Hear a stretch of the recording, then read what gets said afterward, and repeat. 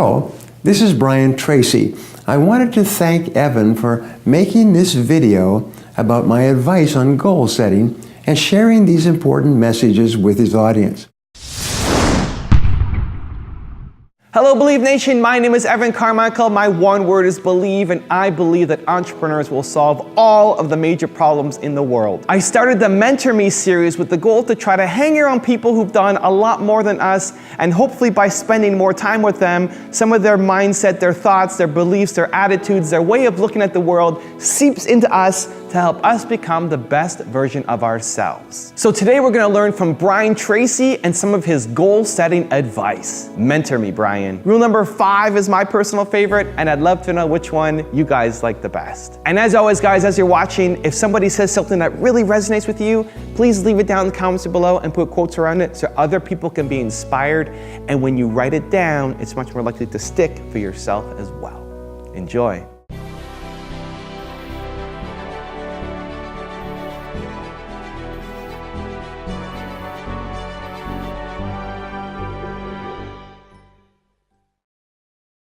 In order to be successful, you must have one big goal. I give a goal-setting exercise all over the world that is life-changing. I go back a year later, or 2 years later, or 3 years later, and I have thousands of people come up to me, almost like a guru or a sage, and they say, "You changed my life, you made me rich." And I said, "It was the goals, wasn't it?" And they said, "Yes, it was the goals. How did you know?"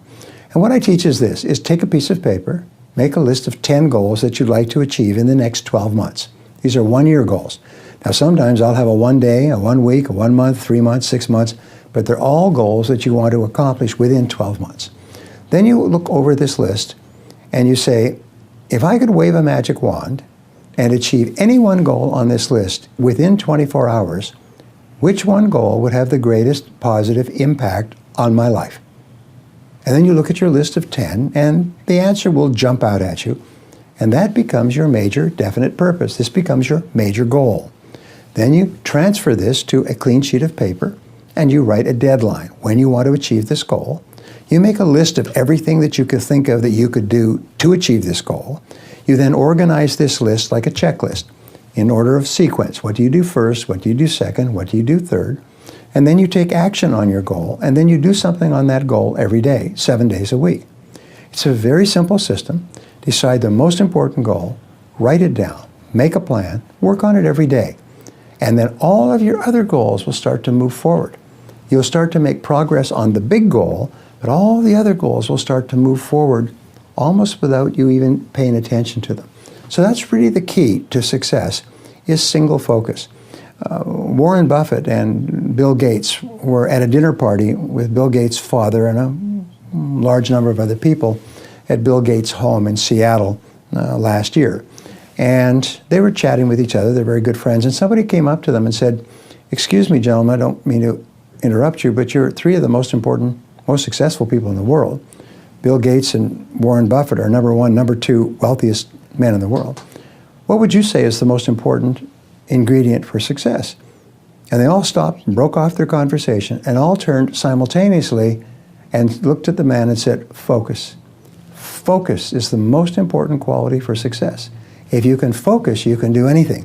If you can't focus, you must always work for someone else who will make you focus. Now, wonderfully enough, focusing is like learning how to ride a bicycle or type with a keyboard. It's a learnable skill. You can learn to focus by practicing focus until it becomes automatic. One of my favorite quotes is from Goethe, the German philosopher, and he said, "Everything is hard before it's easy." So the formation of any new habit is hard before it's easy. You have to keep working at it. It's just like a bicycle. You keep falling down. You have to keep getting back up again until finally it becomes easier and easier, and soon it becomes automatic. And when you automatically get up each day, plan your day, and work on your most important goal, your whole life will transform. So here are some guidelines for writing your goals. First, make sure you write them in the present tense as if your goal had already been achieved. For example, instead of saying, "I will earn X amount of dollars each year," write, "I earn X dollars each year." The reasons we do this is because your subconscious mind can only register commands that are phrased in the present tense. Next, write your goals in the positive sense. So instead of saying, I will quit smoking, you would write, I am a non-smoker. Finally, write your goals in the personal tense. In other words, all of your goals should start with the word I. This is the only way that your subconscious recognizes that this is a command coming from the head office, is when you say I plus an action verb in the positive sense. I earn X number of dollars this year. There's a process which has made more people rich than any other single process of goal achieving. And it's to take your major goal and structure it as a question. If your goal is to earn $100,000 a year, then you write, how can I earn $100,000 in the next 12 months? Now, that's an open-ended question, not how can I earn it at my job or doing a specific thing, just an open-ended question, how can I earn the amount of money? And then you discipline yourself to write 20 answers to the question.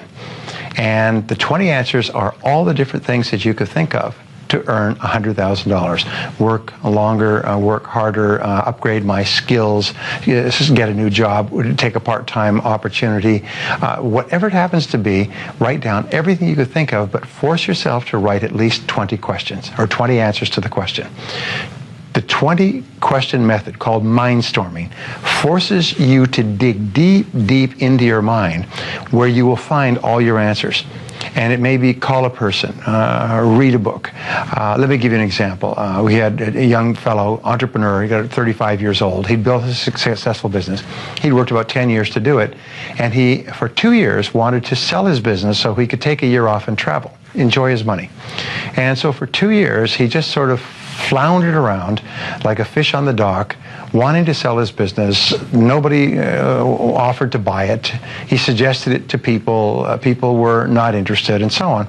And in this exercise that they put him through, his 20th answer, and often it's the 20th answer that is the breakthrough, was buy a book on how to sell your own business. And it just went off like a flashbulb in his mind. At the break, he got up. It was a downtown hotel. Got up, went down to the street to a major bookstore, went and found, he was amazed at the number of books that had been written on how to buy and sell a business. So he bought 2 or 3 books. 2 months later, he had restructured, packaged his business, sold it completely, satisfactorily, and took a year off. He said, but it was just a single idea. It was a breakthrough idea. But it was so simple. Just get a book on the subject. And you think, boy, that's pretty obvious, yes? But it's the most obvious answers that we overlook. One of the most valuable exercises you can engage in when setting goals is to ask yourself, what is my limiting step? What is the one factor that determines the speed at which I achieve my goal, or whether I achieve it at all, throughout my personal development? Your ability to identify your limiting step is one of the best demonstrations of your intelligence and a step toward building self-confidence. Your capacity to eliminate this limiting step is one of the best demonstrations of your overall competence in achieving anything you want. In studying everything that has been written or said about personal development and success, the conclusion I came to was that your level of self-confidence is probably the critical factor in everything you accomplish. When you have enough self-confidence, you will try almost anything. Because success is largely a matter of averages or probabilities, the more things you try, the more likely it is that you will achieve greatly. The same is true for you. By setting goals, trying more things, engaging in more activities, and exploring more opportunities, your probabilities of success increase dramatically. The only real limiting step that you might have is your level of self-confidence. When you reach the point at which you believe in yourself absolutely, the barriers that exist in your external world will not stop you. The major obstacles to success always lie within the mind of the individual. They are not contained in external circumstances or situations or people. By building self-confidence, you win the inner battle. The outer battle seems to take care of itself. I've learned 3 important ideas for building self-confidence. First, accept complete responsibility for yourself and for everything that you are and ever will be. Second, accept that you can change your situation only by going to work on yourself and learning the things you need to know in order to be better. Third, setting goals with timelines for the things that you want and then working on them every day to bring those goals into reality builds your self-confidence. Many years ago at a talk, I was speaking to Rich DeVos when he was on his way up. Rich DeVos, the president of Amway, worth $5.3 billion today, started off knocking on doors selling soap. And he was working his way up. And I asked him, I said, what have you found? What's the most important quality of successful people? And he said, Brian, he said, we found there's a direct relationship, I still remember him telling me this, between how quickly a person takes action on a new idea and how likely it is they'll ever take action on any idea at all. And so the action orientation is the critical thing. We watch people, everybody hears the same things, they hear the same ideas, but then we watch and we see how quickly they take action. And if a person takes action quickly on a new idea, the chances are they're going to be successful go up by hundreds of %. Now, what most people do is they say, that's a great idea, it's a wonderful idea, I'm going to do that, ooh, I'm so excited. But before I apply it, I need to take a vacation to a wonderful place called Someday Isle. And so they go to Someday Isle, and they live on Someday Isle. And who are they surrounded with on Someday Isle?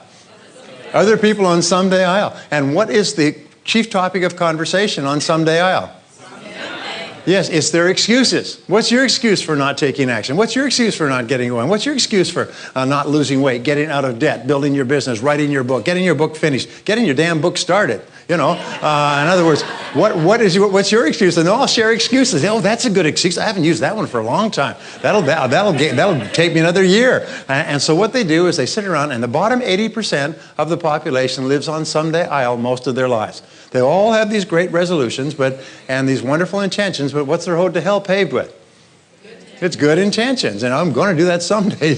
So rule number one for success is whatever you learn here, vote yourself off the island. No more Someday Isle. Either do it or don't do it. Prepare in advance. You know the old saying, proper prior preparation saves poor performance or prevents poor performance, the 6 Ps. And so prepare your work list for the following day, the evening or the night before. The last thing you do at the end of the day is you lay out the day that's coming. The best exercise is for you to plan your entire next day as the last thing you do before coming home from work. When you plan your day the night before, your subconscious mind then goes to work on your plans and goals while you're asleep. Very often you'll wake up in the morning with ideas and insights that apply to the work of the day. Now, a major benefit of preparing your daily list the night before is that this exercise lets you sleep more soundly. A major reason for insomnia is people lying awake trying not to forget to remember everything that they have to do the following day. But once you've written down everything that you have to do on the list, it clears your mind and enables you to sleep deeply. This will help you increase your productivity throughout the whole next day of work because you'll be more relaxed and more refreshed. Give yourself a reward of some kind for practicing the new behavior. Each time you reward yourself, you reaffirm and reinforce that behavior. Soon, you begin to associate at an unconscious level the pleasure of the reward with the behavior. You set up your own force field of positive consequences that you unconsciously look forward to as a result of engaging in that behavior or habit that you've decided upon. So what do you think holds people back? They know what they want to do, but they just can't keep the habit. They do it once and then they fall off the train, and then next month they do it again and they fall off the train. How do you make that consistent? Well, you just keep working at it and working at it. The best way of all is to plan it in advance. Instead of sitting down, never start work without a list and never start work without prioritizing your list. People sit down and they say, well, before I make a list, I'll check a little email, check a little spam, send something to my friends, see what's going on YouTube, and so on and so forth. And then they look up and it's 10 o'clock and they haven't done anything of value. So what you do is you have to say, what do they say?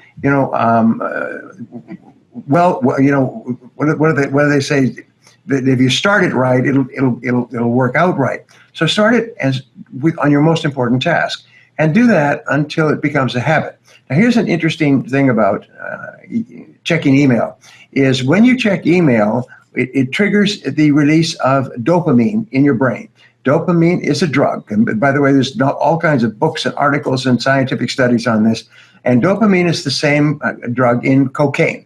And what it does is it's triggered every time you have a shiny object or something new or different or interesting or sparkling. If a telephone rings next to you, you go bing, your brain releases endorphins, and you can't hardly wait to see what it is. So you're talking to somebody, and you could be talking to somebody about something very serious, and your telephone goes off. Bing, your whole mind goes blank. The middle of the conversation stops. You grab for your phone, you pick it up, you look at it, you check it out and everything else. And then you come back.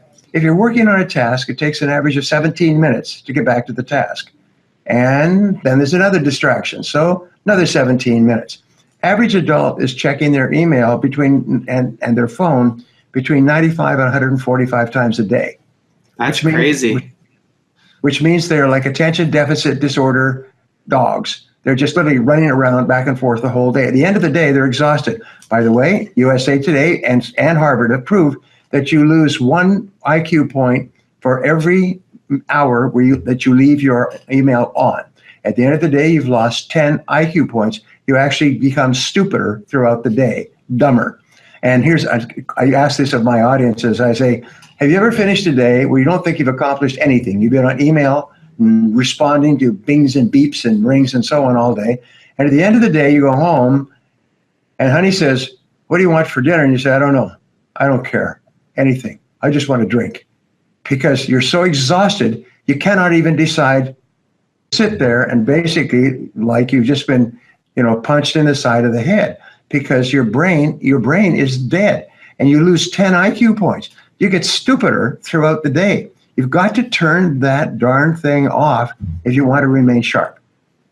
Develop the habit. You say, I'm going to develop the habit and I'm going to give myself my reward, and my reward will be to check my email after I finished my first task. So all of success in life is task completion. Let me repeat that. I just had a long conversation with an entrepreneur, and he almost fell off his chair. I was coaching him, and he said he'd never heard that before. And then I spoke to this group I was telling you in Japan. I told them the same thing, and they were just flabbergasted. Is the key to success in life is task completion. If you don't complete tasks, you have no future.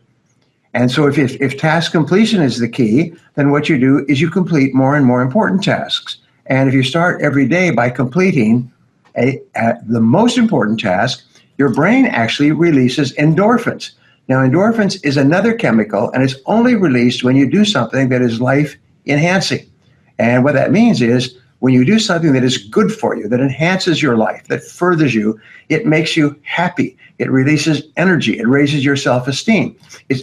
I sort of say, if you want to be a winner, how do you be a winner? Well, you win. And winning means you cross a finish line. So if you start to complete a task, you're actually winning. And you get a feeling of being a winner, which gives you a suffusion of energy and inspiration, and it drives you and motivates you to want to get that feeling again. So how do you get that feeling again? You start to complete another task.